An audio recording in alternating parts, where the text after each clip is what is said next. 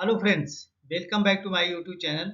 आज हम बात करेंगे how to calculate SWL of 3 and 4 leg bridle hitch. तो 3 एंड 4 लेग ब्रिडल हिच का SWL कैलकुलेट कैसे किया जाएगा, आज इसके बारे में जानेंगे। तो चलिए देखते हैं कैसे कैलकुलेट कर सकते हैं। सबसे पहले यहाँ पिक्चर में देखते हैं। ये जो पिक्चर इसमें 3 लेग है, जबकि दूसरे में देख रहे हैं 4 लेग है।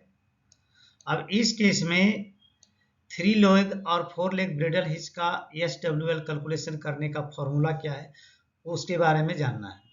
तो सबसे पहले यहाँ देखेंगे SWL of 3 and 4 leg bridle hitch का फॉर्मूला जो होता है, SWL of single vertical hitch पहले निकालना होगा और उसके बाद into multiply H by divided by L से करना होगा और इनटू N। N है जो नंबर ऑफ स्लिंग है, तो जिसमें 3 स्लिंग है इसमें 4 स्लिंग है। H है जो height of the hooking point है, यहाँ से हाइट हुकिंग पॉइंट की कितनी है, और L है जो स्लिंग की लेंथ है, स्लिंग की लेंथ कितनी है।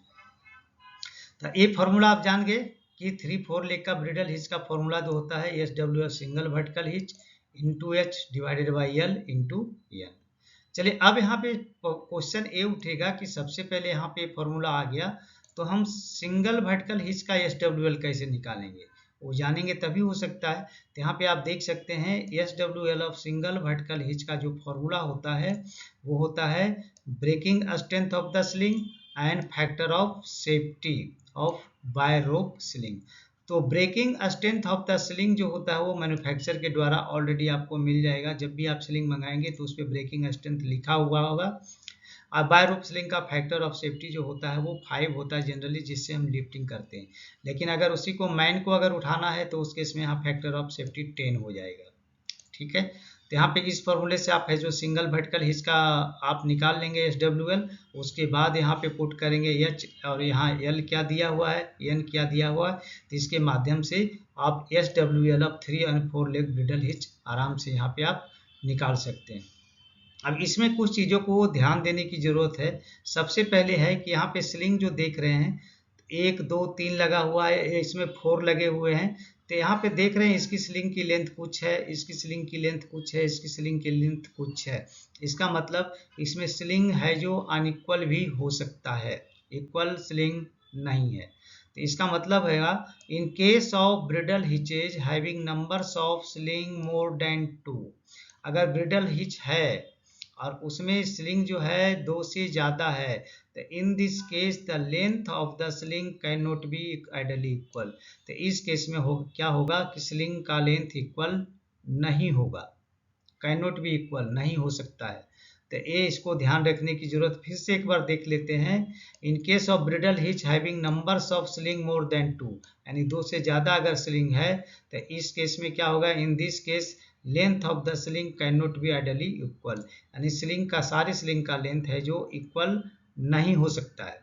तब क्या करेंगे, दूसरा चीज क्या है, thus the load may be carried by 2 shorter legs when and other leg are balancing the load. इसका मतलब हुआ कि अगर इक्वल नहीं है तो इस केस में जब यहाँ पे लोड को उठाया जाएगा तो उसमें जो 2 स्लिंग जो शॉर्टर स्लिंग जो रहेंगे वो लोड को कैरी करेगा और बाकी का जो लेग रहेगा वो लोड को बैलेंस करने का काम करेगा। तो इस चीज़ का ध्यान रखना जरूरी है कि 3 लेग और 4 लेग ब्रिडल हिच में स्लिंग का इक्वालिटी नहीं होने की वजह से जो इसका शॉर्टर स्लिंग होते हैं उस पर लोड ज़्यादा आता है, बाकी स्लिंग है जो उसके बैलेंस को बनाने में काम आता है।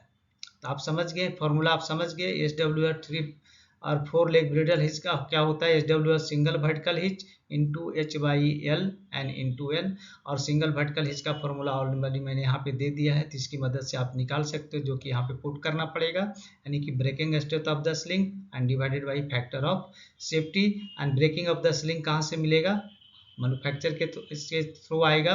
एंड फैक्टर ऑफ सेफ्टी आप जानते हैं इसका 5 होता है, तो यहाँ पे 5 से आपको डिवाइड करना है। तो चलिए दोस्तों, आप अच्छे से समझ गए होंगे।